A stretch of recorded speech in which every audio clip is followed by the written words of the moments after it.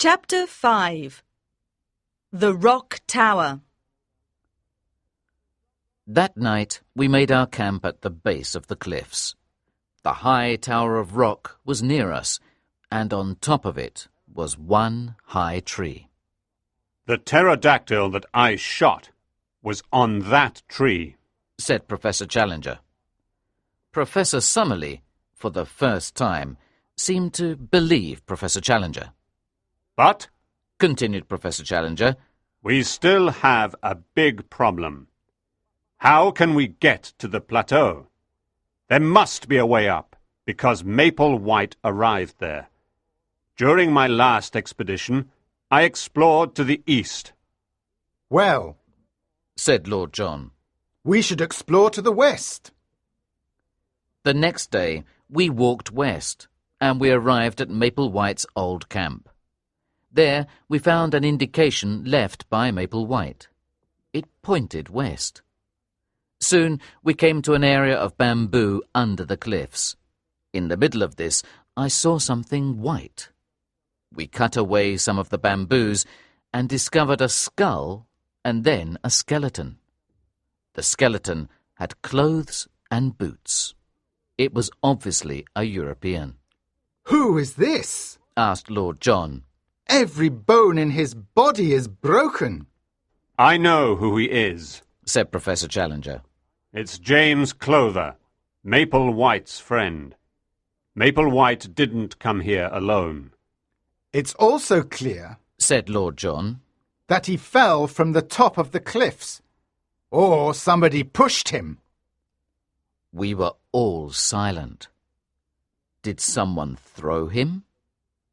We began to think of the possible dangers in that unknown land above us.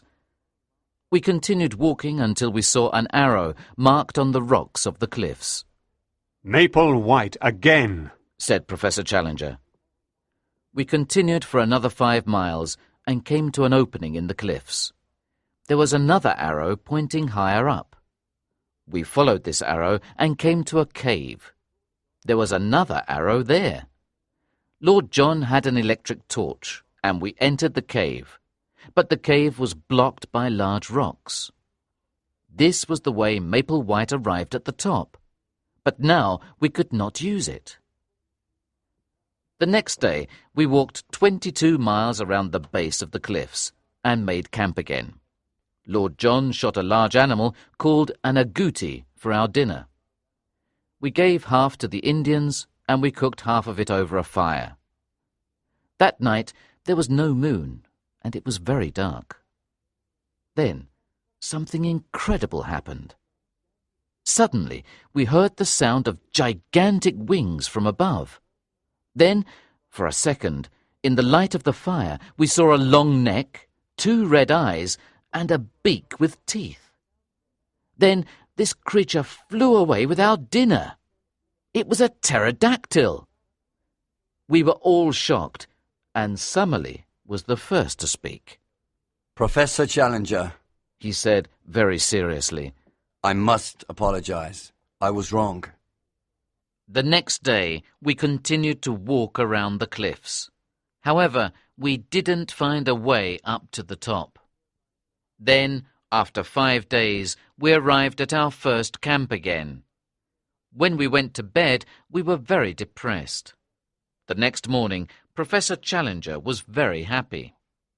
I have found a way to the top, he said. How? I asked. Professor Challenger pointed to the top of the tower. Yes, I said, we can get to the top of that tower, but there is a gap between the tower and the plateau. When we are on the top, I will show you, said Professor Challenger. With the help of ropes, we climbed to the top. Professor Challenger looked at the tall tree on the top and said, This tree will save us. A bridge! Cried Lord John. Exactly, my friends. A bridge, said Challenger. And now, our strong young friend will cut down the tree. He then gave me an axe. I began to cut down the tree. It finally fell down, and made a bridge for us. The four of us then crossed. We were in the wonderful new world. It was a moment of victory.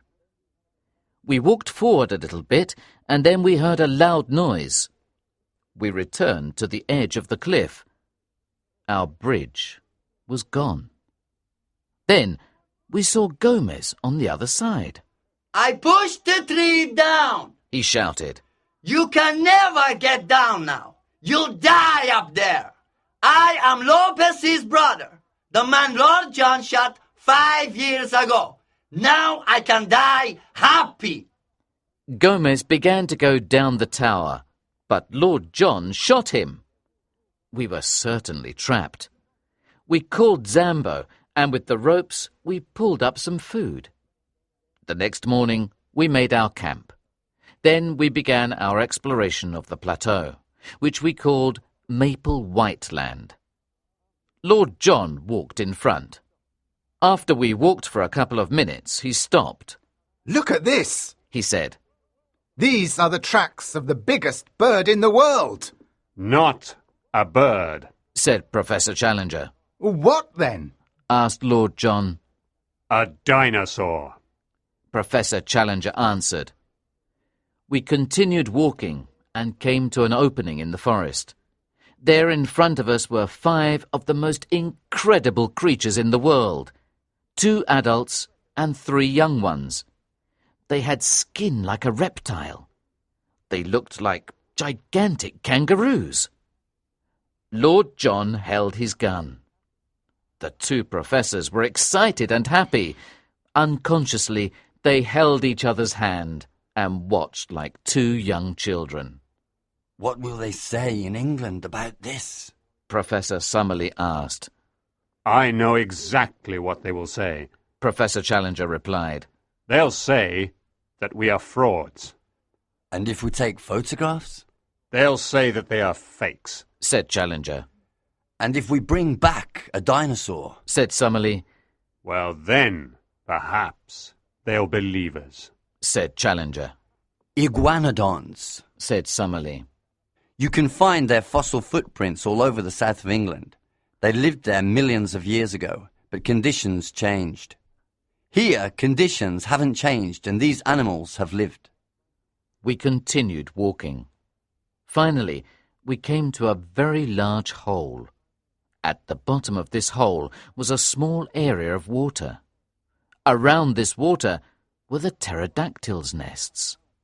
It was a horrible thing to see. Professor Challenger went too close, and they saw us. They began to attack us. We were very fortunate to survive.